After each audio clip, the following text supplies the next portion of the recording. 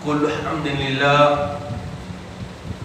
والصلاة والسلام على نبي المجتبى وأحمد المصطفى صلى الله تعالى عليه وآله وصحبه وأزواجه وأهل بيته وأحفاده أجمعين دائما أبدا إلى يوم الدين. بعد حمدي والسلام أعوذ بالله من الشيطان الرجيم.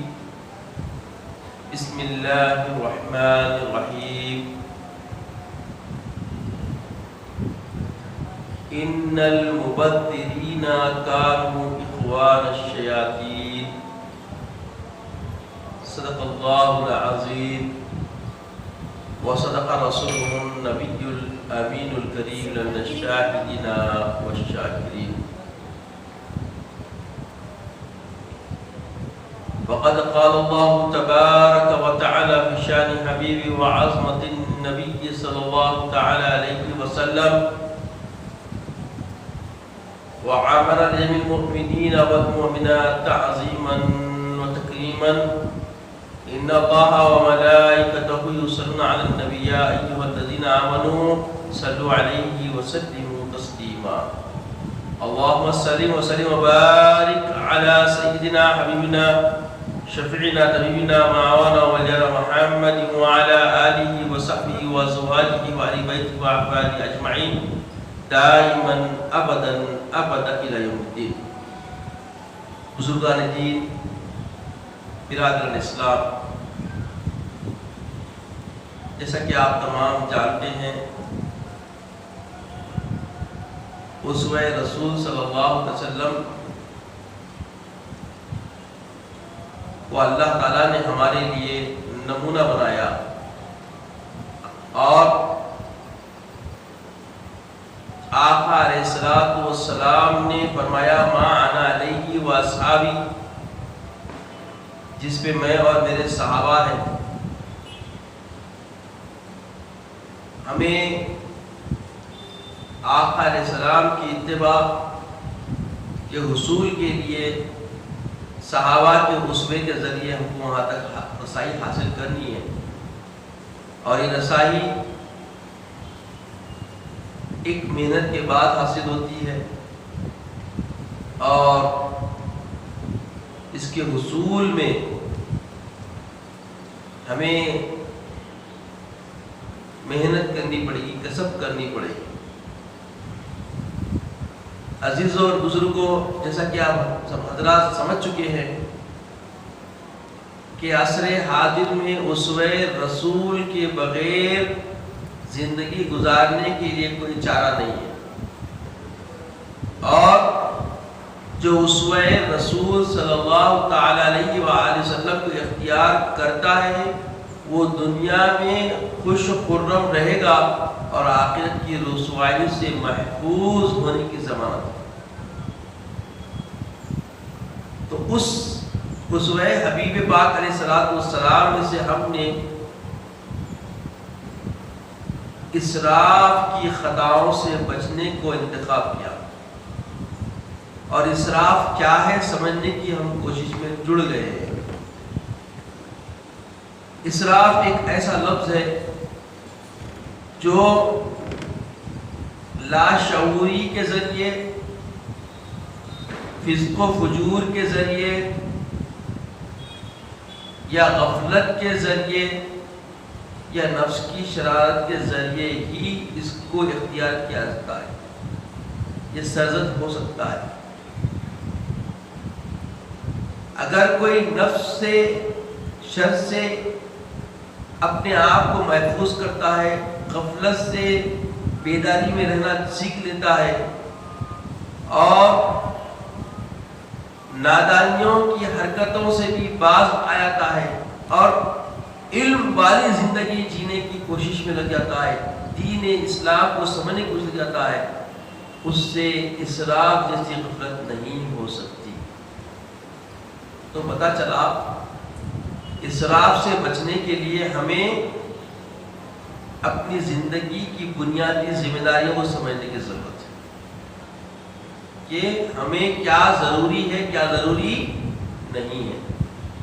جب تک ہم اس سے واقف نہیں ہوں گے تو ہم اسراف کی غفلت سے نہیں بچ سکتے. اور اسراف سے بچنے میں بھی بڑی احتیاط کرنی ہے کہ وہ بخل نہ بن جائے. یہ بخل کی بھی وہی ہے. انشاءاللہ بخالت کے بارے میں ہم آئندہ جمعہ آگے ہم رکھیں گے گفتگو. بہرحال اسراف تو ہر وہ مال، ہر وہ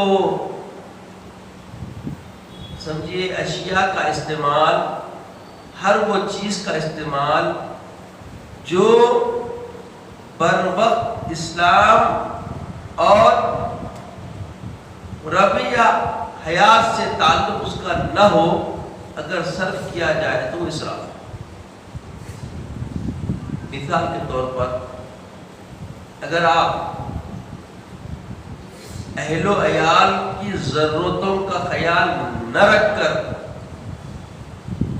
لوگوں کی واہ واہ کے حصول کے لیے اگر آپ خاطر رقم یا خاطر چیزیں اشیاء یا کسی کی ضرورتیں اگر آپ پوری کرتے ہیں، یہ اسراف میں آئے گا.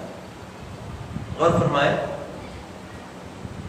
اپنے اہل و عیال کی ضرورتوں کا خیال نہ رکھ کر، اس پر توجہ نہ دے کر لوگوں کی محبت کے حصول کے لیے یا لوگوں کے اندر واہ واہ کے حصول کے لیے اگر آپ کسی بھی شے کو خرچ کرتے ہیں، دیتے ہیں، یا معاملات میں اگر آپ اپنا وقت گزارتے ہیں تو وہ اسراف میں آتا ہے. اور اگر آپ ضرورتیں پوری کرنے کے بعد، ان کے تقاضے پورے کرنے کے بعد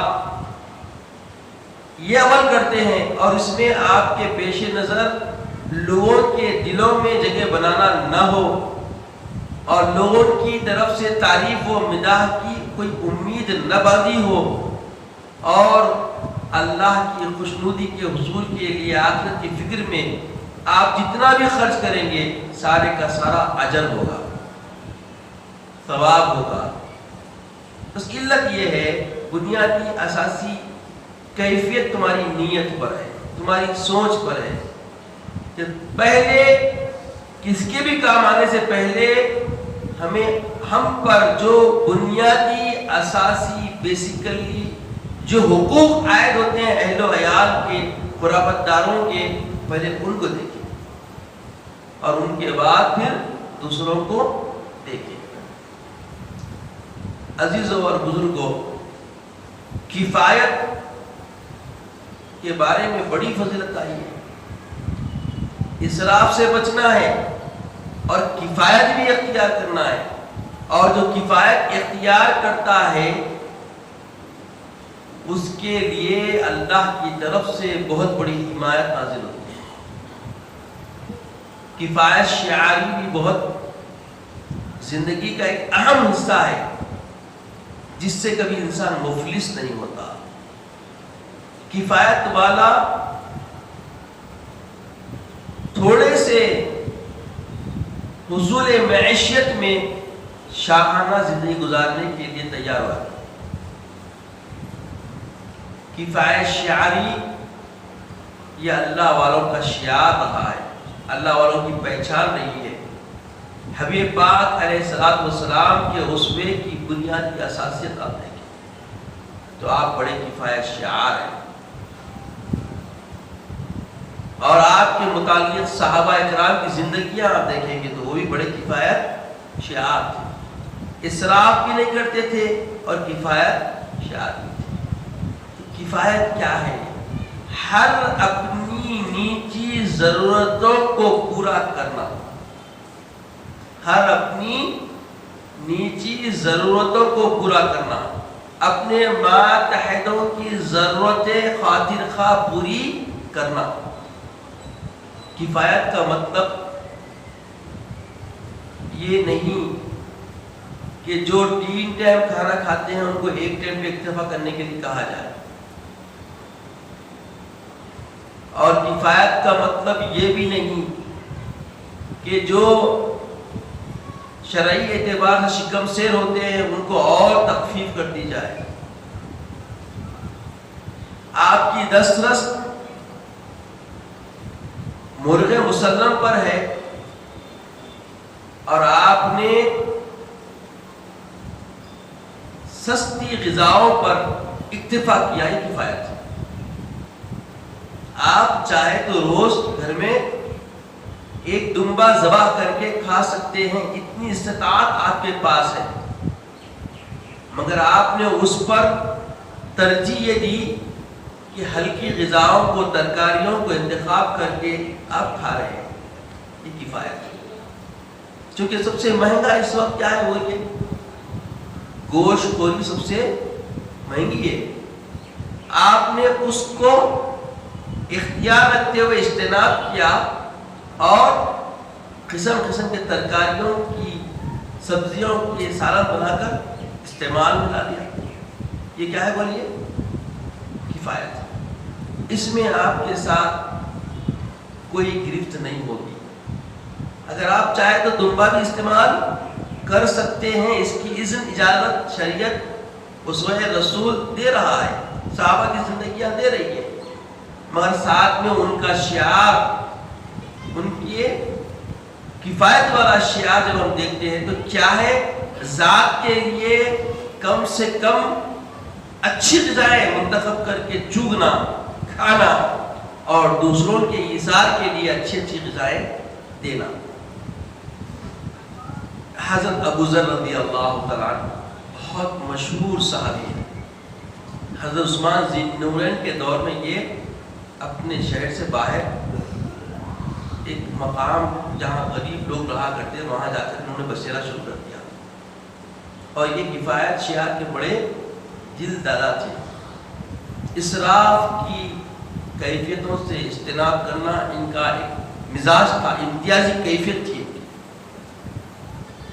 اور ان کے پاس کچھ اونٹ، کچھ چوپائے تھے. یہ سب کے ساتھ یہ کیا ہے، شہر کے باہر جا کر قریے میں کوئی بہت کم لوگ ہیں وہاں پر غریب لوگوں کے درمیان میں رہا کرتے تھے، اور ہر ایک کی ضرورتیں پورے کرنے کا بہت دل جوئی کے ساتھ وہ اپنا عمل کرتے تھے، اور اسراف کو سختی سے ناپسند کرتے تھے. اسراف کو بڑی سختی سے ناگوار محسوس کرتے تھے، اور آپ اس سے بچتے بھی تھے اور بچنے کی تلقین لوگوں کو بھی کیا کرتے تھے. اور آپ کے پاس ایک نحیف ضعیف العمر خادم تھا جو چرواہوں کی نگہداشت کرتا تھا. تو ایک نوجوان صحابی آئے، عرض کرنے لگے کہ ابو ذر، میں آپ کی صحبت میں رہ کے فیض لینا چاہتا ہوں، اور ساتھ ساتھ میں اس ضعیف العمر نحیف جو آپ کے پاس خادم ہے اس کا ساتھ بھی دوں گا، اس کی بھی خدمت کر دوں گا چوپایوں کے اس کے ساتھ، اور آپ کی صحبت میں رہ کے آپ کی صحبت سے فیض لینا چاہتا ہوں، مجھے اجازت دیجیے.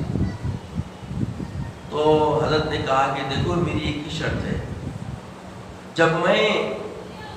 جب بھی اللہ کی راہ میں کسی کو کچھ دینے کے لیے کہوں تو میرے مال میں سب سے عمدہ شے، سب سے الفا اعلیٰ شے، بہترین شے قربان کرنا، اور اس میں کبھی تذبذب نہیں کرنا، غفلت نہیں کرنا. اگر یہ شرط منظور ہے تو پھر میرے ساتھ آپ رہ سکتے ہیں. تو انہوں نے کہا کہ شرط منظور ہے. چند ایام گزرے تھے کہ خبر آئی کہ گرد و جوار میں کچھ لوگ فاقے کی حالت میں رہ رہے ہیں، ان کے حالات بہت ابتر ہو گئے ہیں، اور بارش کی وجہ سے کہیں وہ جا آ نہیں رہے ہیں، اور بہت حالت بری ہے، کھانا صحیح نہیں. تو ابو ذر رضی اللہ عنہ نے فرمایا، فوری حکم دیا کہ ایک اونٹ ذبح کرو، جتنے گھر ہیں ان سب میں میرا گھر بھی شامل کرو، اور سب کو برابر برابر حصہ تقسیم کرو. تو وہ جو مامور ہو گیا تھا، نوجوان صحابی جو تھے، انہوں فوری گئے، جا کے بہترین قیمتی اور تیز ترار سواری والے اونٹ کو پکڑے، لے کے آنے کا خیال کرے. پھر خیال آیا کہ ابو ذر رضی اللہ تعالیٰ عنہ اکثر سفر بھی کرتے ہیں تو حضرت کی سواری یہ اتنی قیمتی سواری ہے اور بہت رحیم شہیم تتار صحت مند سواری ہے، بہتر ہے کہ اس کو چھوڑ کے کمزور اونٹنی کو کاٹ دیا تو گوشت کھانا ہی ہے نا، گوشت کھانا ہی ہے نا، یہ خیال کر کے وہ کیا کرے ایک کمزور اونٹنی کو پکڑ کے لے کے آئے، یہ خیال آتے اس کو چھوڑ دیے کمزور اونٹنی لے کے آئے تو فوری ابو ذر رضی اللہ تعالیٰ عنہ کی نظر پڑ گئی، فرمایا کہ تم نے خیانت شروع کر دی، تم نے خیانت شروع کر دی، تو کہا نہیں حضور ایسا نہیں ہے، تو فوری گئے جا کے پھر وہ لہیم شہیم اونٹ کو لایا، ذبح کیا اور برابر حصے کی تقسیم کر دی۔ اس کے بعد جب خدمت میں حاضر ہوئے تو پوچھا کہ تم یہ جان بوجھ کر کیے تھے یا غفلت؟ اگر غفلت تھی تو میں بھی معاف کر دیا، اگر جان بوجھ کے کیے تو اس کا موافقہ ہوگا، مجھے بیان کرنا کہ علت کیا ہے؟ بولے حضور میں جان بوجھ کے کیا، یہ بات حقیقت ہے، غفلت میں نہیں کیا، مگر میرا خیال صرف حسن ظن یہ تھا کہ آپ اکثر گھومنے پھرنے جاتے ہیں اور آپ اکثر سفر پہ رہتے ہیں اور یہ سفر کی بہترین سواری تھی جس کو آپ نے ذبح کرنے کا حکم دے دیا، آپ کا جو حکم تھا سب سے عمدہ، تو جب سب سے اعلیٰ اور عمدہ چیز کو جب پکڑنے گیا تو وہ آپ کی ضرورت اشد ضرورت چیز دکھی تو میں اس کو ترک کرنا چاہتا تھا۔ کیا تم نہیں جانتے لن تنالوا البر حتى تنفقوا مما تحبون، اللہ اس نیکی کو قبول ہی نہیں کرتا ہرگز جو تمہاری محبوب شے کو اس کی راہ میں خرچ نہ کرے۔ تو میں اپنی محبوب شے ہمیشہ اللہ کی راہ میں اس لیے خرچ کرنا چاہتا ہوں کہ تاکہ خدا کی خوشنودی حاصل کروں۔ تو یہ ہے کفایت کا طریقہ، یہ ہے کفایت کا طریقہ، اور خود کے کھانے کے لیے سب کے ساتھ رکھنا یہ ہے اسراف سے بچنے کا طریقہ۔ اسراف کا مطلب بے محل، بے وقت، بے قدر و قیمت، بغیر کسی حاجت اور ضرورت کے خرچ کر دینا۔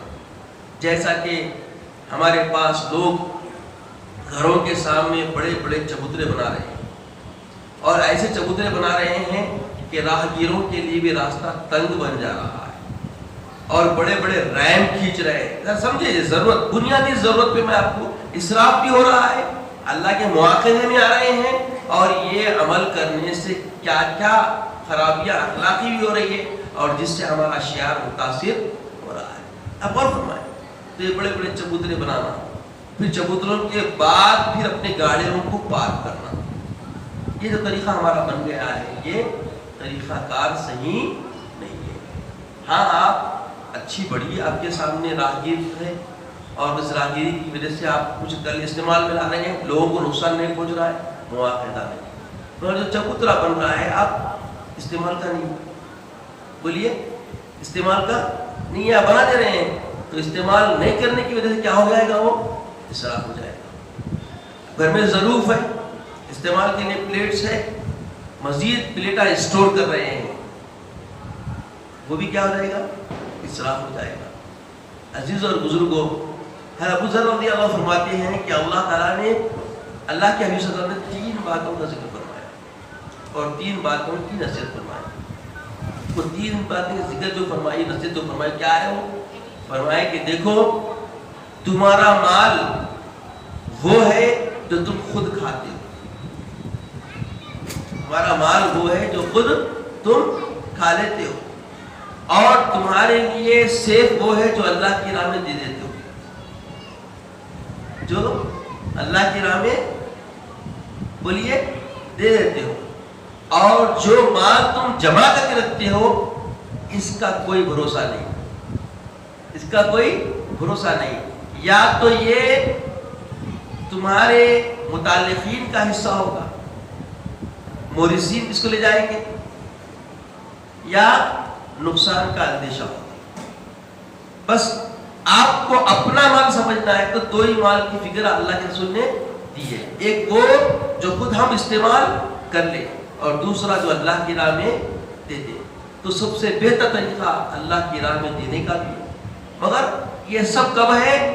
اپنے متعلقین کے شکم سیری کرنے کے بعد، ان کی حاجتیں پوری کرنے کے بعد، حقوق العباد میں جو حقات ہیں ان سب کو ادا کرنے کے بعد۔ تو بہرکیف آج کے احادیث اور حضرت صحابہ کے قصے سے یہ بات کا نتیجہ ہمارے سامنے آ گیا کہ ہم ضرورت سے زیادہ چیزوں کو اسٹور کر کے کسی کو روک ڈالنے کے لیے رکھنا بھی کیا ہے بولیے؟ اسراف ہے۔ آپ کے گھر میں ایک صوفہ ہے، اچھا عمدہ صوفہ ہے، مزید اچھا دیکھا تو دوسرا صوفہ خرید رہے آپ، یہ بھی کیا ہے؟ اسراف ہے۔ آپ کے پاس ایک ٹیبل ہے، چل رہا اچھی حالت میں مگر خواہش بڑی، وہ ٹیبل چینج کر کے دوسرا ٹیبل خریدنا چاہ رہے ہیں آپ، یہ بھی کیا ہے بولیے؟ اسراف ہے۔ کیونکہ یہ طریقہ ہمارے اسلاف کا نہیں ہے اور نہ اللہ کو پسند ہے، نہ کچھ مقصد ہے اس کو کرنے کا۔ آپ کی ضرورت جسے پوری ہو رہی ہے اس کو مزید آپ کیا کر رہے ہیں؟ خراب کر کے مزید چیزوں کو اضافہ کر رہے ہیں۔ تو یہ سب کس میں آتا بولیے؟ اسراف میں آتا ہے۔ آپ کے پاس 5 جوڑے 4 جوڑے ہیں، شریعت تو 3 جوڑے کی بات کرتی ہے، مگر اضافہ ہے، مزید ہر مہینے کو آپ جوڑا سلا رہے ہیں۔ ہاں اگر آپ پرانے جوڑے خیرات کر رہے ہیں، خیرات لینے والے مل رہے ہیں اور سلا رہے ہیں، یہ اسراف نہیں، مگر خالی الماری کی زینت بنا رہے ہیں، دعوتوں میں لوگوں پہ اچھے دکھنا بول کے الگ الگ قسم کے کپڑے بنا کے آپ اسٹور کر رہے ہیں، یہ اسراف ہے۔ تو اللہ کے واسطے ہمیں ایسے اسراف سے بچنا چاہیے۔ اللہ تعالیٰ سے دعا ہے کہ یا الہ العالمین ہم سب کو نیک توفیق عطا فرما، نیک ہدایت عطا فرما، ہمارے قلوب کو منور فرما، دین ہدایت کی راہ پر چلنے کی ہمیں توفیق عطا فرما۔ مولا ہمیں اپنے حبیب پاک کا شہدائی بنا دے، کردار سے، معاملات سے، اقوال سے تیرے محبوب کے شہدائی نظر آئے، وہ طریقے طرز زندگی عطا فرما، وہ منہج زندگی عطا فرما، عزت کی اسلام کی زندگی عطا فرما، خاتم بالخیر فرما، وقت نظر کریم طیبہ عطا فرما، اپنے حبیب پاک صلی اللہ علیہ وسلم کا دیدار عطا فرما۔ سبحان اللہ و بحمدہ، سبحان اللہ العظیم، والحمدللہ رب العالمین۔ حضرات کریم طیبہ ہم پڑھ رہے تھے، الحمدللہ 3 کلمے ہمارے ہو گئے، اول کلمہ، دوم کلمہ، سوم کلمہ۔ یہ تینوں کلمات ایسے ہیں کلمے جس کے پڑھنے سے ایمان کی تجدید ہوتی رہتی ہے، اور سوم کلمہ تو ہمارا محافظ ہے، جو صبح پڑھ لیتا ہے شام تک 70,000 فرشتے اس کی حفاظت میں رہتے ہیں، اور جو شام میں پڑھ لیتا ہے صبح تک 70,000 فرشتے اس کی حفاظت فرماتے ہیں۔ تو سوم کلمہ پھر ہم یاد کریں گے، سبحان اللہ والحمد للہ ولا الہ الا اللہ واللہ اکبر ولا حول ولا قوة الا باللہ العلی العظیم۔ سبحان اللہ والحمد للہ ولا الہ الا اللہ واللہ اکبر ولا حول ولا قوة الا باللہ العلی العظیم۔ اسے ذکر میں رکھیے، یاد کرتے رہیے، چلتے پھرتے پڑھیے، انشاءاللہ اللہ تعالی ہمارا محافظ ہے۔ وما علینا الا البلاغ۔